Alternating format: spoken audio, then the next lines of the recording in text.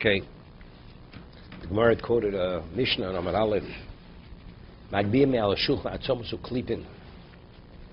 Do you take the bones and the shells directly off, or you take it by the tabletop and you shake it off? So it's considered like kalachayad, you're removing the muktzah. So the question is, Rashi explained that the bones and the peels were not royal chilas kelef, was inedible totally. So it's total muktzah, pirush kochis. Avgad de ruyin lo l'maychel odo am lo l'maychel behemo. Right? Nevertheless, you're permitted to take it off.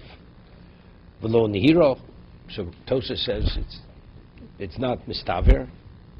Do iko seifo v'sar shel apunim v'sar shel adashim v'mnei she'en ruyin lo l'maychel behemo. It says that the sar, that part of the beans or the lentils you permitted, because it's Michael Beimo, l'kachnirli shem ruin l'Michael Beimo. We're speaking about the bones that we're speaking about here. It's roy, it's fit for animal consumption. Going out tzomis rakim, soft bones, uklipe tapuchim, and apple peels. Ubesil sabri kevel uchozil l'chodem lo. That's enough to cause it to be muktzah. That's the question. So according to Beis Shammai, he says that with Tanakama you can take it directly, because Michael Beim is enough that it should not be considered muktzah. According to Beis Hillel, it is muktzah. Therefore, you have to remove it klachiyad. So over here, the Neshua speaks about there's a halacha which is based on the Gemara in Shabbos that a graf shori, literally graf shor means the receptacle one relieves himself in, right? Ray. Mm-hmm. So the halacha is, it's not a question that they never goes in muktzah because it's something which is so detestable for a human being. You can remove it, graf shori. So the question is, the Gemara says in Shabbos, let's say a person eats and the table is a mess, inedible, whatever's there.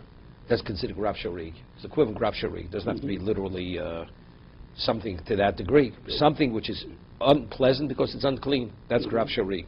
And the Gemara over there says that when Amora, that when he would eat the fruits, the cherries, he would take the pits and throw them in another location. Because he didn't want to make the location a graf shari, but if he would have left the pits there, and it would have been, he would be able to take it out directly. Well, the Gemara over there speaks about a case where they found a rat in a barrel of spices, of sewing, and a dead rat. It's muktzah. So the Amora ruled, he says, take it by its tail and just toss it. Take it by its tail. That you'd even engage directly with the muktzah, because it's graf shari.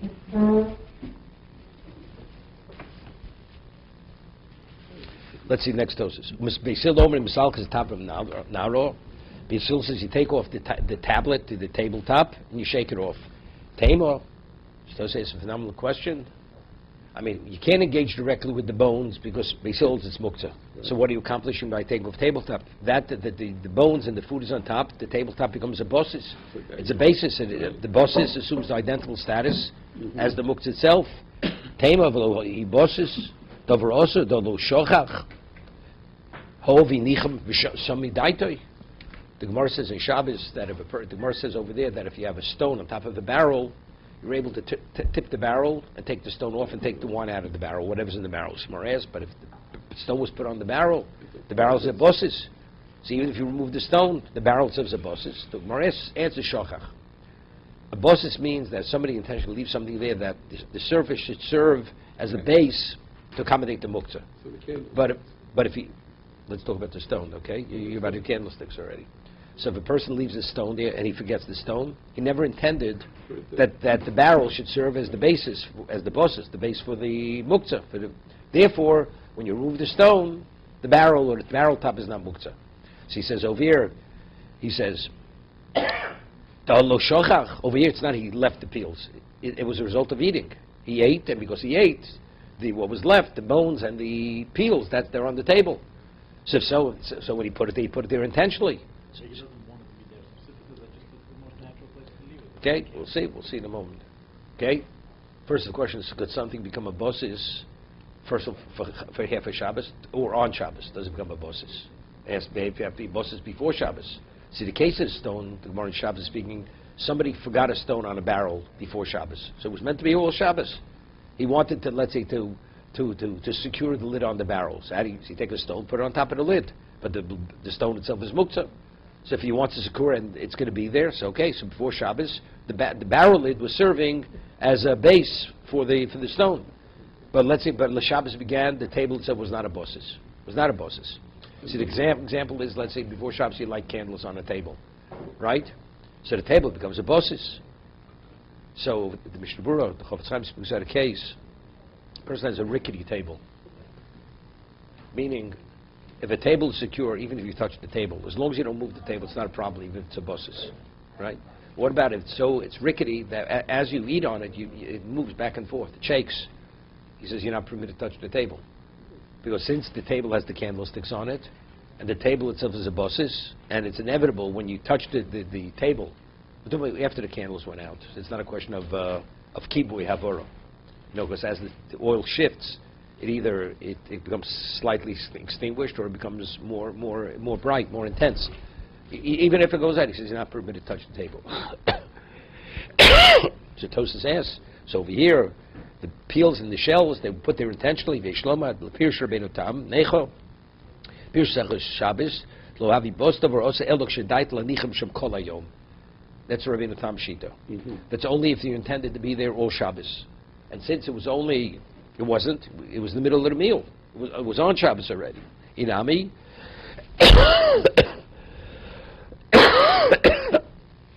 Kaven the hoy adav shem ochlin. I mean, besides the peel, there are other edibles. Or there are other kalim. There are other kalim on the table, right? Wait a second. Since a boss davar mutter davar also. Because over there, the Gemara speaks about a case. You have fruit in a barrel in a basket, and you have a stone in the basket. So the basket contains fruit and a stone. So it says you're permitted to take the basket, shake out the stone. Why? Because the basket is a boss's davar mutul davar also. Because it's not only serving the stone, it's also serving the fruit. So the same thing here. The table, you may have peels and you have shells on it, which is muktzah, but you have other things on the table. So the table itself is not designated solely for the muktzah. So it doesn't assume that status. Vishori, kinumuch perka notel, that's the case. Notel means there was fruit and the stone in the basket. The ode,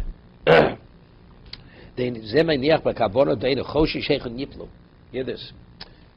It's not because he has nowhere else to put it. If he wants it there specifically, to him it doesn't make a difference. It happened to be there. If it would have fallen on the floor, would have gone to somewhere else.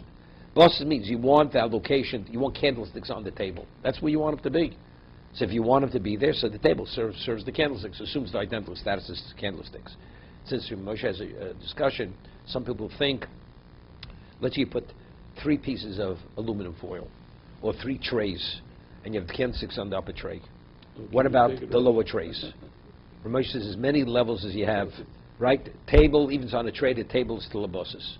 Because the table is serving the tray, it serves the candlesticks. So anything... Why don't we say this one is the one that But then came the second parak that says... No, because the tray is serving the candlesticks. But I'm saying if the table has... No, but there's nothing else on the table. First, it's not poshit. Because the halacha of bosses, that's only, it's based upon value. If something has greater chashivos, and even if you have, let's say you have a slice of bread and you have a candlestick, well, slice of bread has no chashivos. The whole idea is, if you have challah, even monetarily, the challah doesn't have the value of the candlesticks, but versus a Shabbos Suda, the challahs have value, or let's say silverware. Even though monetarily speaking, it's not the value of that doesn't make a difference. But that's what a Shabbos table is. So it does There it's davar mutter, davar oser. Davar mutter, davar oser. But, okay? Yeah. The Gemara says that's muktzah. It's muktzah. It's a bosses. If the person put it there intentionally, and especially left it there for all Shabbos, according to Rabbeinu Tam, it's muktzah.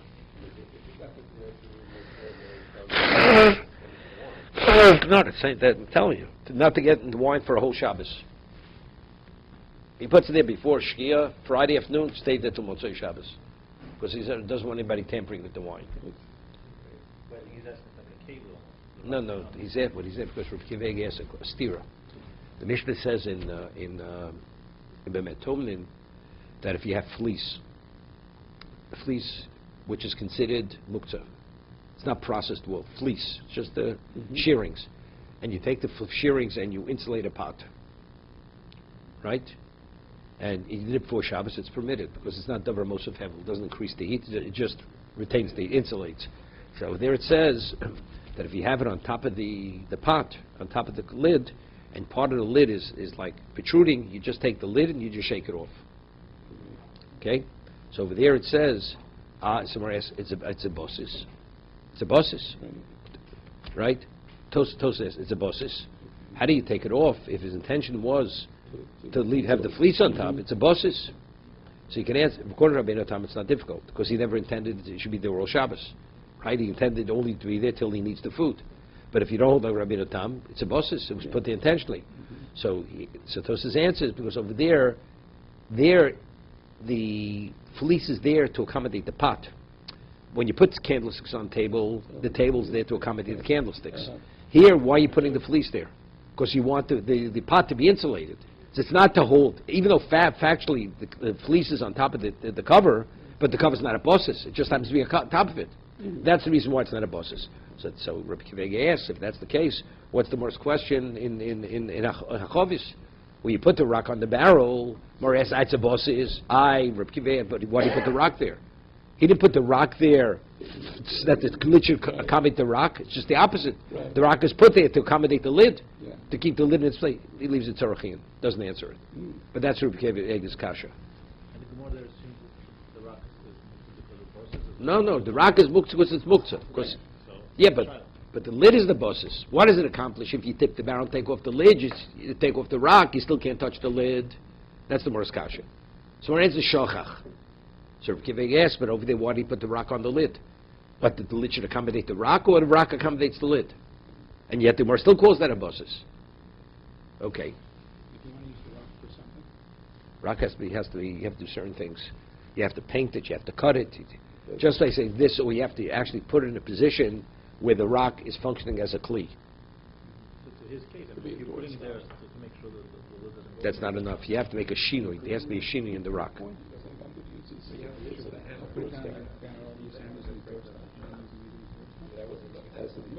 No, because the hammer itself can be used for nuts as easily as it can be used for wood. A rock has no value unto itself. A hammer is made for hammering. You choose to use it to hammer nails, but it has the same ability to break nuts. Okay.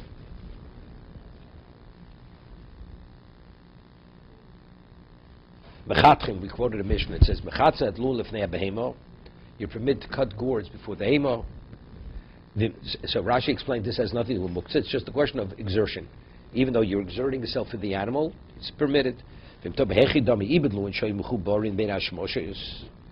What these they were growing when Shabbos began. Reb Shimon said, how could you touch it? If a fruit falls on Shabbos, what's the halacha? There's wagzer shem yalav yitlosh. Okay, so Rashi relates. The gourds that you're cutting for the animals had nothing to do. They were detached before Shabbos. It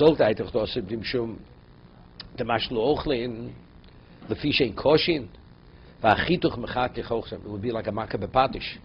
Since the food, it's inedible unless you cut it to small pieces. So the act of cutting it would be like a makkah bepatish.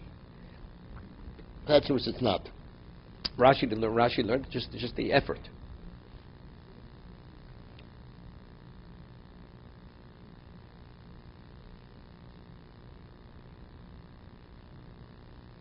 It's interesting, there's a Be'er Halacha regarding a Gemara in Kiro. The Gemara says in Kiro that if you take a certain type of fish, and although normally a klisheni is not mavashel, but if you pour from a klisheni onto these fish, you're in violation of bishul. It's called kuli saspanin. It's like little sardines. So so you chai for bishul. So over there, the Mishnah Berurah cites a chayodam that you have herring which is so salty that you're not able to eat the herring. That's how salty it is. And you have to take cold water, not hot water, so it's not a question of kalei bishul, that it's sensitive to heat. The Gemara speaks about it being sensitive to heat. And you take it and either you soak the herring in water or you douse it. And that removes enough salt to make it edible. So over there the Chayodam says you're in violation of makkah bepatish. That since it's not edible, it's makkah bepatish. So the Be'er Halacha over there goes to show that there's no basis. no basis for makom patish b'ochlim. We say makom patish b'ochlim. Makom patish, we're dealing with an object. A food item, to make something edible, that's not called makom patish. Right? That he goes to show over there. Because he shows by Kulas Hispanim that over there, Rashi says, because it's kalei bishul, it's a bishul. It's not because it makes it edible. Over there also you couldn't eat it, couldn't eat it in the raw state. So what do we have to talk about? Say it's kalei bishul, say it's makom patish. But Rashi learns it's kalei bishul. That's the malacha. It's bishul. It's not makom patish. But over here Tosas is saying, I would have thought maybe it's osur, right? The mashal ochlin, because you're making it into a food item. The cutting softens them to make it, so before you start cutting, it's not a food item. When does it become a food item for the animals? The cutting softens it. So what is that? Well, what are we dealing with? It seems to be a makom b'patish, right? That's what it seems to be. And maybe makom b'patish on midrabanan, it's makom b'patish, right? Not the oraisa. But Rashi learns over here, it has nothing to do with makom b'patish. Its issue is what? Is tircha. Since it takes a tremendous effort, maybe rabbinically we wouldn't allow you to do this for the animal.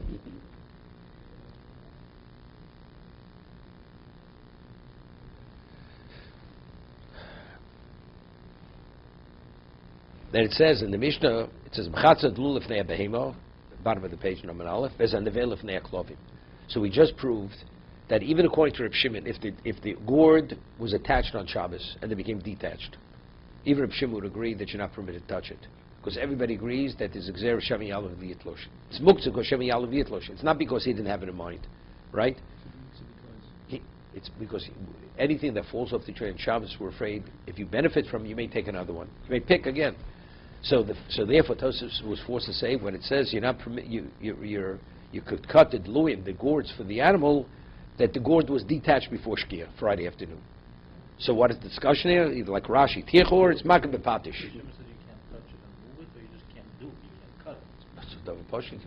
No. And I'm saying, I thought Reb Shimon doesn't hold the No. muktzah, so here he pointed Tosas proves that according to Reb Shimon, even though he doesn't know the muktzah, if the gourd was attached and became detached on Shabbos, even if you don't hold the muktzah, this gourd you couldn't touch.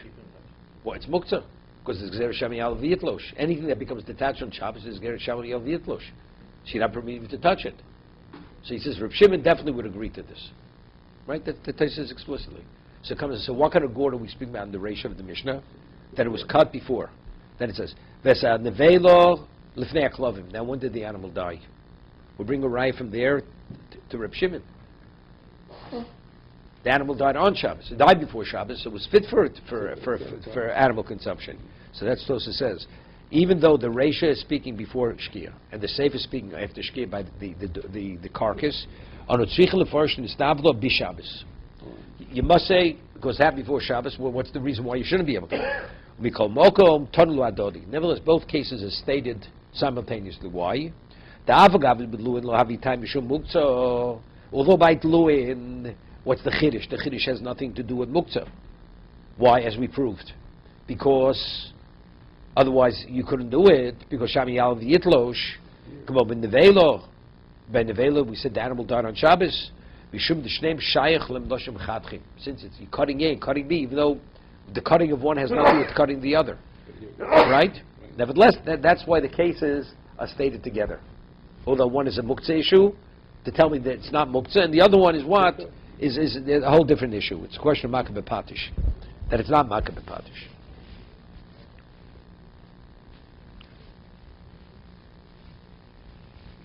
Okay, let's turn the page here.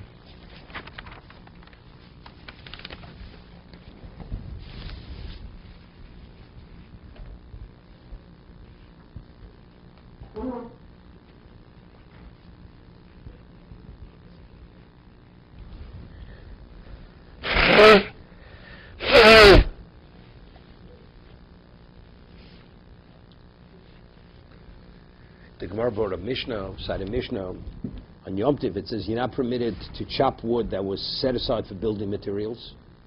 Because building materials is what? Howard? What kind of muktzah? It's building. No, building. You set aside, you have piled of building materials. It says you can't chop wood to use it for kindling wood on Yom Tov. Why? Why is it muktzah? So it was designated for something else, for building. So what's that called? That's muktzah machmas chesaron kis.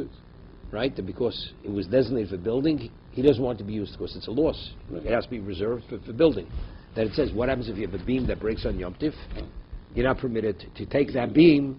So the question is, but if you don't like Reb Shimon, if you hold like Reb Shimon, you should. Right. So the Gemara says, you see clearly that the Tana rules like Beis Hillel on Yom Tif, like Reb Yehuda, the Islay Muktzah, right? From the pile of beams, even Reb Shimon agrees you're not permitted to use the pile of beams. That's Muktzah Machmas Chesaron Kis. It's like the surgical scalpel, right? Surgical scalpel that the doctors carefully only use it for one thing, not to cut string or anything else. Therefore, it's Muktzah. So over here, the pile of beams that are set aside for building materials is all the same thing. But the question is, what about the broken beam? So clearly you see, so who's the Mishnah going like? The Mishnah is going like who? It's going like Reb Yehuda, right? Because according to Reb Shimon, the broken beam, you should be able to use it as firewood. So it's not a problem. Yom Tov. Reb Shimon doesn't know the key to this katsoi. Right, we have the case, most of Shemesh have been there. You have a burning candle, 4-hour candle, then it goes out on. You could use the oil, according to Reb Shimon, after it goes out. Even though Ben Hashmashis, you couldn't take any of that oil. Okay. So Tosaf here says, Ein mevaken eitzin lo min hakoros.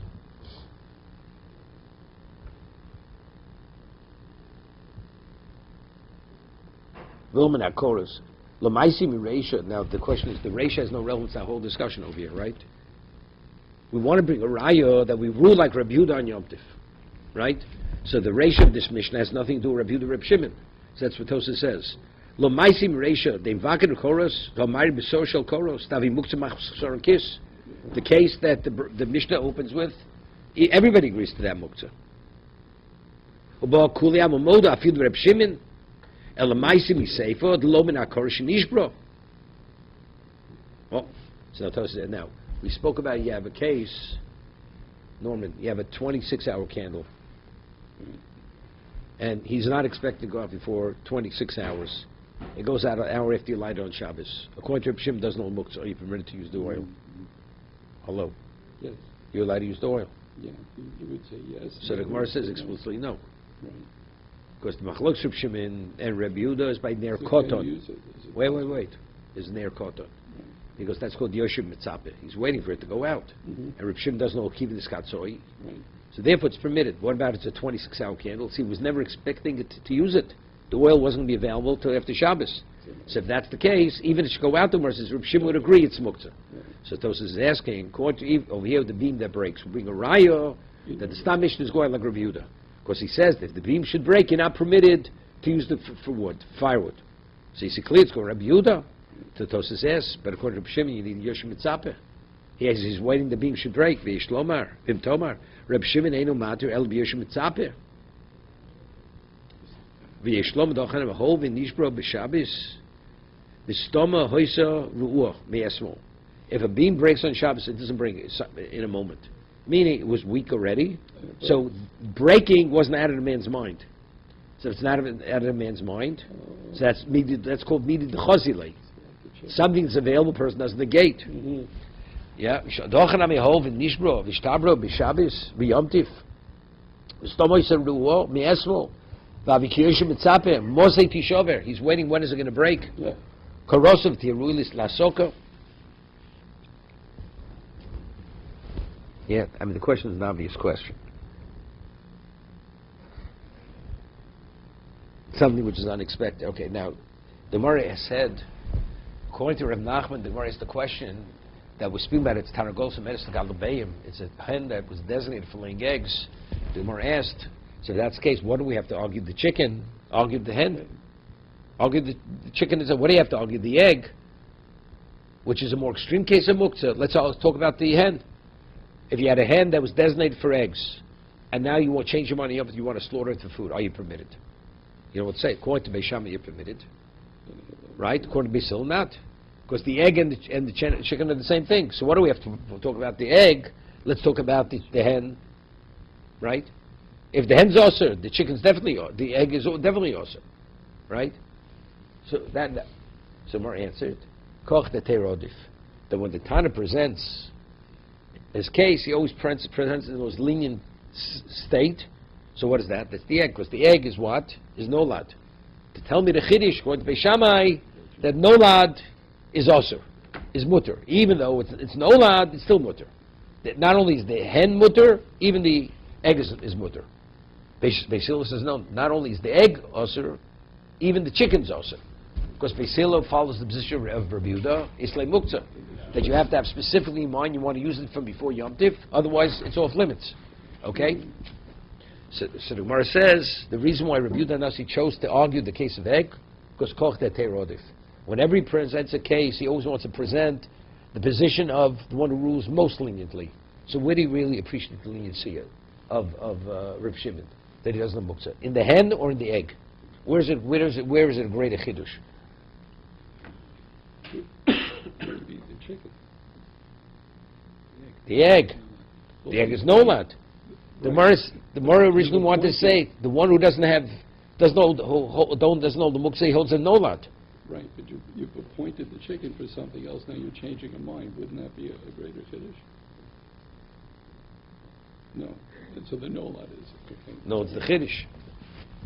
So that's what the Gemara answers. It's speaking, but the Gemara said this. The Gemara says that the reason Rabbi Yehuda Nossi chose to speak about the egg, because it brings out the leniency of Beis Shammai. Right? That's what he answered. So Tosfos asks, L'chite b'koch te'teiro odif, pirush ha'konshis, l'kach koach te'teiro odif, Kisha matir, when the one who was matir, who permits it, who's lenient, somech al shmuaso, v'tzorch lav yirai lidvorov, aval yisur adam yochol hachmir olav, if he doesn't have being a riot. It's also. Below tam.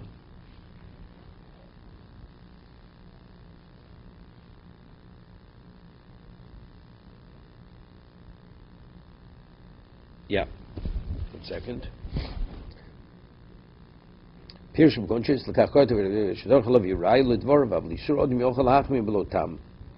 the next one I want to do. If that's the case, let Rabbi Yehuda Nossi should have set up the case.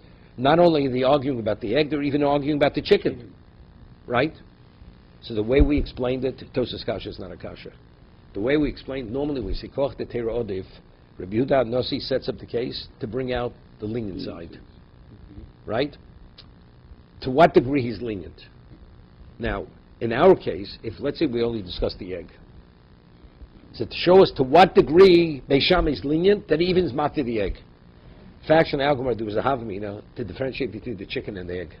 The Gemara said even the one who doesn't hold the muktzah, the chicken will be mutter, but the egg won't be mutter. Why won't it? Because it's nolad. So if that's the case over here, by following koch te'teira odif, what are we doing? You're misleading people. Right. People will think that what's also the egg's also, but the chicken that was designated for laying eggs, maybe it's permitted. So over here you're communicating something which is misleading.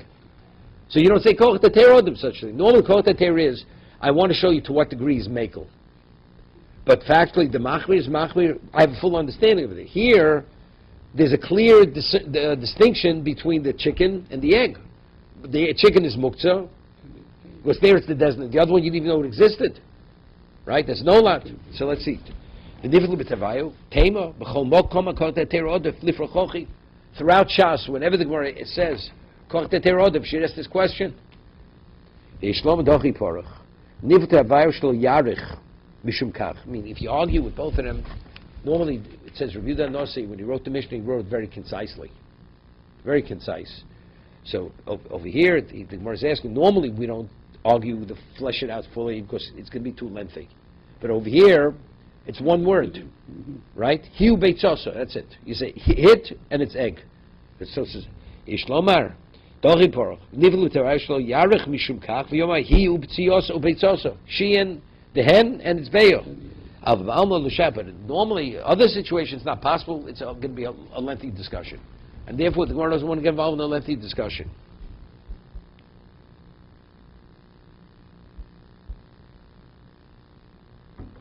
Okay. Further, let's go further in the Gemara. Rav Yosef Omar. Rav Yosef says, what's the reason why the egg is not permitted? According to Beis Hillel. Gzeira mishum peres hanoshen. We're equating the egg to a fruit falling off the tree on Shabbos or Yom Tif. Reaping is not permitted. So we're concerned that if you eat the fruit that falls off on Shabbos and Yom Tif, you may pick another one. So that's a gzeira, that's a doraisa, right? Omale Abaye says to Rav Yosef, Abaye is a Talmud of Rav Yosef. Persa notion time of Mai. Why, if fruits fall off the tree on Shabbos or Yom Tov, why you're not permitted to eat the fruits? Gzeira Shemi Alavi Yitlosh. There's a concern that he may go pick another fruit. Okay, let's see Rashi. Yeah, Rashi over here, very important Rashi. He speaks of what is the basis for legislating a fence. Why do Chazal legislate fences? To protect the Torah. He says over here, yeah, this is going before. The Gemara said that if you find eggs in a chicken on Yom Tiv, you're permitted to eat the eggs that are fully formed inside the chicken, right? Yesterday's Gemara. Someone asks, we should make a gzeira. You shouldn't be permitted to eat those eggs because you may eat the egg, no, that was laid. Right? So Gemara says, mislo shchicha. Finding eggs inside a chicken is something which is remote, therefore we don't make a gzeira for something that's remote. But originally, what was the Gemara's question? You shouldn't be able to eat the egg within the chicken, because you'll come to eat the egg outside the chicken. When? A Yom Tif, how did the Yom Tif fall out? Yom Tif, no, an independent Yom Tif. Right. Oh. So if that's the case, it's gzeira l'gzeira. The reason why you can't eat the egg that's laid by an ordinary Yom Tif, which is preceded by Chol, is why? Because you can confuse that with Yom Tif coming out after Shabbos. And now we have a case where a hen lays, we find the eggs in the chicken on Yom Tif, you slaughter it, you find it. So the Gemara says you shouldn't be permitted to eat it because you may eat the egg that was laid. And if you eat the egg that was laid, what are you in violation of? Drabonon. Right? Because it wasn't a day that was preceded with Shabbos. It was preceded by an ordinary weekday. So the Gemara, Tosfos goes over here. Yom Tov bi'almo she'eino achar Shabbos. Shabbos bi'almo she'eino achar Yom Tov. Tishrei l'gemor be'yo chayo shenol dabo. On Shabbos you should be able to drink the raw egg. So Gemara says, Umigas rinon. Mi'achber rabbonim be'beyo limigzar heter mishum misura v'tanyo. We learned in the Brisa, he quotes the case of the chicken that you slaughtered a chicken. Here, he's asking a question. How could the Gemara ask that you shouldn't be permitted to eat the egg inside the chicken? Because you may eat the egg that was laid outside the chicken. It's gzeira l'gzeira. Because why aren't you permitted to eat the egg, right, outside the chicken? It's a gzeira of Shabbos being preceded, Yom Tov being preceded with Shabbos. So that you're not permitted is purely rabbinical. Now you'd ask me, the egg inside the chicken should be awesome because you'll eat the egg outside the chicken. So V'toba have like zero. Da'anatem siyaldim biyomeyan. Nami nisura elam shum zera the Yom Tov achar Shabbos. Right? Ordinary Yom Tov. Why aren't you permitted to eat that egg? Because it's a gzero, you made it the egg that's late after Shabbos. V'tiritz or toritz. Hamas l'kumim b'Yom Tov achar Shabbos. No, we'll learn the case. That the case, what the Gemara is asking, it's speaking where you found the eggs in the chicken, Yom Tov achar Shabbos. So that means when did they develop? They develop on Shabbos. The hashtik migzar oto hanach miyav yomein, v'ashmina hachmas disin dafil b'Yom Tov achar Shabbos mutoros hovenim noldos since they weren't actually laid. You permitted ub'shem hanach d'misyaldin lekel migzar milslo shchichi. Or it says since it's milslo shchicha lo goz barabonon. Finding eggs inside the chicken. It's something which is remote. Rabbeinu. How do we know that you don't legislate a fence to protect the fence? How do we know that? Maybe you do. Since the fence, you have one fence to protect the Torah law. So maybe you could so I need that fence to protect it. So maybe I'd make a fence somewhere else that the other fence shouldn't be compromised. Because the other fence is compromised, ultimately you could be in violation of the Torah law. But how do I know that? How do we know that you don't make a gzeira? So he says, second. Ashmina hachmas disin afil yom.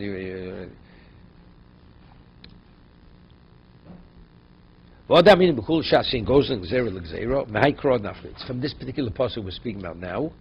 Ushmartem es mishmarti. It says you should uphold my mishmeres. What is a shomer? What is a shmira? It is encirclement. It's being protected. Shmarti mishmarti asu mishmeres klomar Gezerah l'mishmarti, you have a right to make a decree to protect yourself that you shouldn't be violation of my Torah. But it says decree in the singular, not in the plural. Okay? Kloma gezerah l'mishmarti, l'torosiv lo mishmeres l'mishmeres. But not offense for offense. Shal yas gezerah l'gezerah.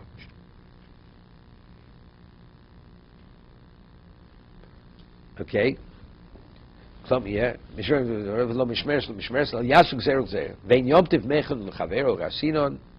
Okay, further. So now we're holding here. Mar says, what's the reason why you're not permitted to eat the egg? Rav Yossi says, in terms of the egg being laid on Shabbos, because it's similar to Peiros HaNoshen. The fruit fell from its location. Okay? Rashi, Yitlosh Tavi Yisur Doraisa. What's this Doraisa? If you pick another fruit on Shabbos, Dainu Kotzer, right? Reaping. Du'abulacha. Somebody asks a question. So if we're saying, what's the reason why you're not permitting the egg? Of course, it's a gzera that you may eat the fruit that fell off the tree. And why can't you eat the fruit that fell off the tree? It's rabbinical. So it's gzera l'gzera. That's Mor's question. He goofa gzera. Bana nekum nig gzera. Right? That you're not permitted to eat fruit that falls off the tree, that itself is a rabbinic decree. And now you tell me the egg, I eat that, you'll eat the fruit. So what am I doing? I'm creating a fence to protect the fence. We don't do that.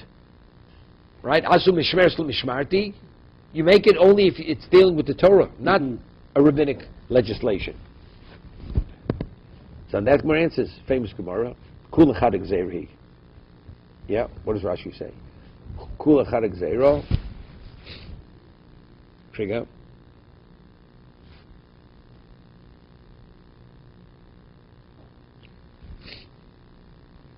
Trigger. Let's read inside. Lo shetei zu gzeiro. We're not saying you shouldn't be able to eat the egg because you may eat the fruit. That's not what the Gemara is saying. When originally they said something that falls out of its location of growth is osir, that means as long as it fits that profile. It's not because if you eat the egg, you can eat the fruit that fell off the tree. They said when a fruit is detached from its source on Shabbos, we don't want you to eat it. That's all they said. So since the bay of the egg fits that profile, so it's not we're making a double gzera. You don't make a fence to prevent the fence, but this is like an all-inclusive fence. This fence even includes the egg. Really, we should exclude the egg because the whole concept has no relevance to it. But they said anything that's detached from its source, we don't want you to eat it on Shabbos. Because the majority of situations is what? It's reaping. Okay? Let's read inside. Lo shnei zug zera l'leisi li Peiros HaNoshen. We'll make a zera because if I allow you to partake of this, you're going to come the egg that's laid on Yom Tov. You can end up picking fruit on Yom Tov. Elok shegimnu v'gomru ala Peiros HaNoshen, when they had a consensus and they gave a decision regarding fruit that falls in a tree on Shabbos, abeya hoysa b'mashma. The beya was included in that discussion.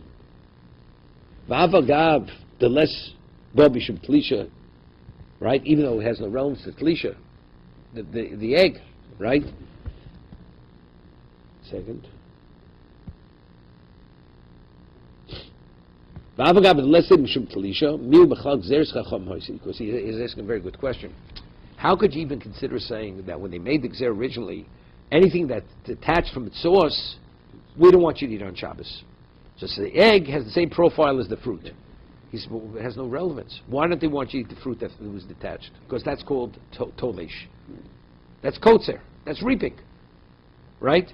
That's the reason. Okay? But the egg, what does the egg have to do with reaping? You understand? It's true, it's being removed from its source where it evolved, where it developed. Right? But it has no relevance to reaping. You're not reaping. Right? That's telling Rashi's question. Nevertheless, you're able to say, dealing on a rabbinic level, they felt it's enough of a misleader. Shafi priya hanoshe, because also it's a fruit that falls out from its location. Okay.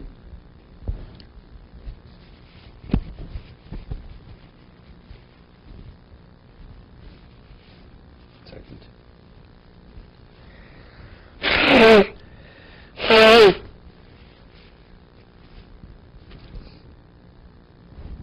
Let's take a look at Taptosis.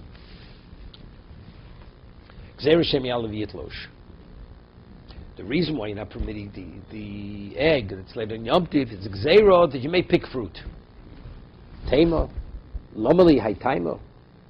The Kamon, Gabi Nochri Shevi Doram. The Gemara says over there, a guy brought a gift of food, fish, for Rabbi Gamliel on Yom Tiv. Yeah? So what's the discussion? The first, it was brought from outside the Tchum.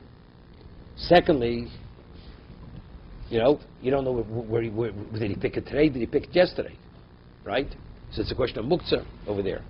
Doran im yesh b'mino b'mchuber oser. It says if of that species you have growing, it's not permitted. What's the point of fish there? No, two things. It's the two versions. He brought a basket of fruit, or he brought him fish. Okay? According to the version that he brought him some vegetation, produce. So it says we have to figure out if that produce grows in the area. Because we have to be suspect that he picked it on Yom Tov for the Jew, right? So let's see. Tema normally hot time of lekamon gavin noch shevi doran. Im yesh min mechuber v'osur pirush Rashi the came das gatzol ben hashvoshis it's gatzol kol yoma. V'chem misech mashma the mikor mishum muktzah the meikoro. Okay.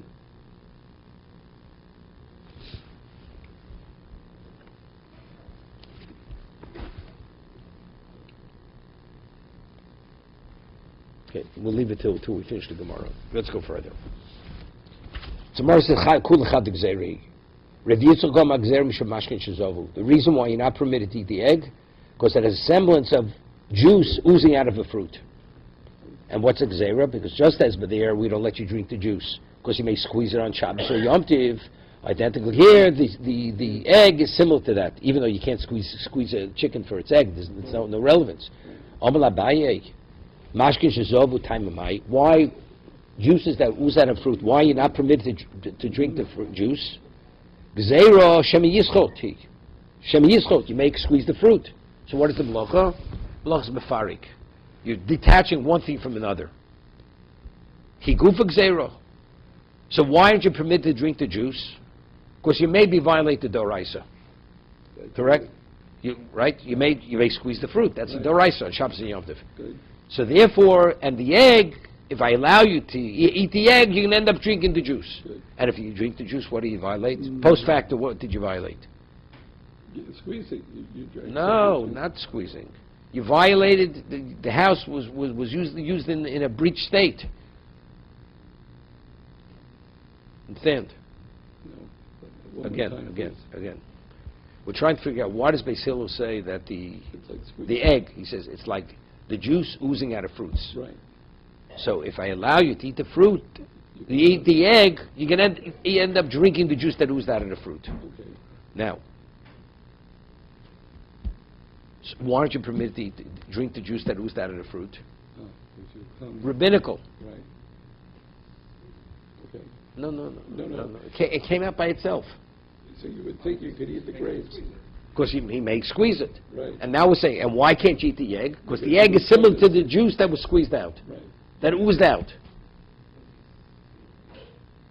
So it's not no lot again. Not no lot. It's gzeira l'gzeira. I hear it, but You're telling me you're not permitted to eat the egg because the egg has a semblance of what? Has a semblance of the juice. So And why can't you drink the juice? Drabonon. So it's gzeira l'gzeira. Gzeira is only when protect the Torah law. This is protecting rabbinic law. right, because yeah. Right? This is gzeira l'gzeira. Like a hecket where you can't squeeze a chicken to get the egg out. So maybe it should be permitted. Right? Let it be permitted. We're saying it's not permitted because it's like the juice oozing out of fruits. Yeah, no control. Rabbinically, we don't allow you. It's the same here. The egg coming out of chicken is like the juice coming out of the grape. I use the same argument we used before. It's the same principle. That's Gemara's answer. That's Gemara's answer. When they legislated it, it fit the profile. Therefore, it's put into the classification. It's put into the group. Okay. So the answer is.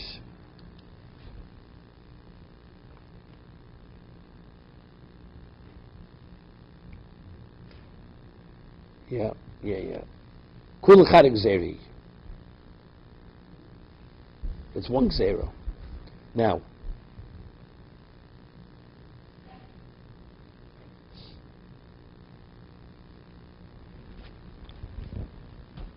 kul echad gzeri.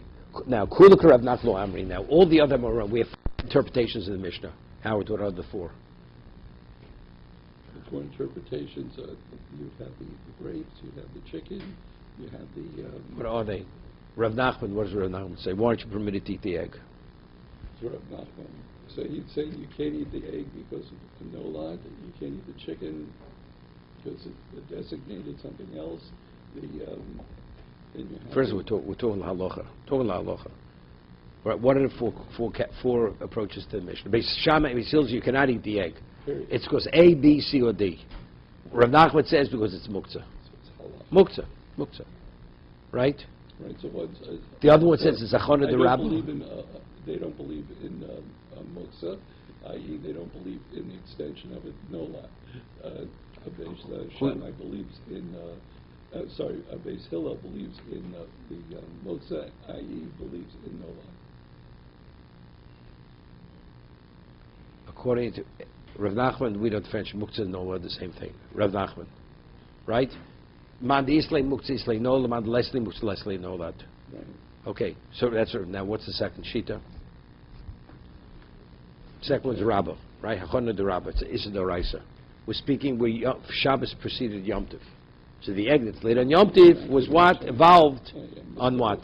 And the third So reason. when was it prepared? So was it And prepared what's the third Shabbos? reason? Third reason it's Pers HaNoshin. It has a semblance of fruit falling off a tree. Sorry. And the fourth is what? Mashkin Shezovu. Okay, that's from fourth. So Moses Kul Chadik Zeri. Now, why do the other three Amoroim who offer other interpretations of the Mishnah wanted to accept Rav Nachman's interpretation? Evidently, they have a reason, right? See, Rav Nachman's a simple one. The Machlokes B'Shamai seals the Machlokes Reb Yehuda Reb Shimon. Beis Shammai holds like Reb Shimon Leslei Muktzah, and Beis Hillel holds like Reb Yehuda Islei Muktzah. Right? But right? So it's a simple answer. But the other three, each one goes his own direction. They don't accept his interpretation. Seemingly, if it is the interpretation, they should accept it. Kul Rav Nachluk Amri Kikusham. The reason why they don't accept Rav Nachman's interpretation of Mishnah because they have difficulty. What was the difficulty? Why argue the egg? Argue the chicken. And even if you say we have to argue the egg, argue the mother and the chicken. Right? The Gemara never answered that. Okay? Go ahead.